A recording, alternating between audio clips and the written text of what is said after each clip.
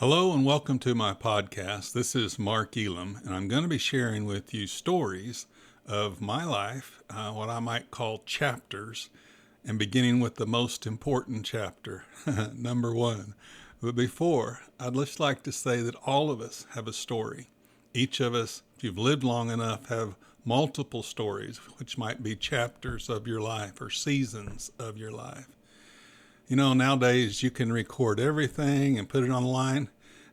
Young people are showing us what they're eating and what they're doing and how they're shopping and how they're applying their makeup or getting dressed.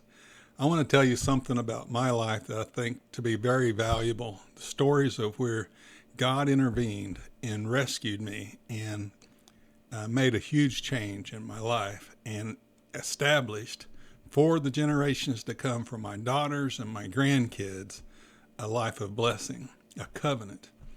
You know, before me, there were people in my life, my father, my mother, they have stories. Oh my. Their parents, my grandparents, they have stories. You know, on one side of the family, there's a Dr. Elam. This was back, 100 years ago. He was a circuit doctor that delivered babies by buggy and horseback through the northeast part of Oklahoma. He's one of the individuals that our family's proud of course.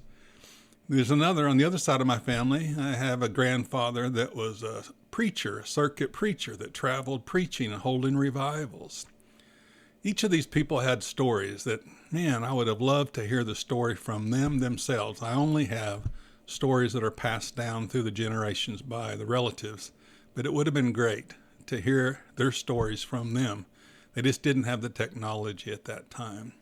I'm going to be sharing with you stories of my life now that we have the technology, and I hope you enjoy them.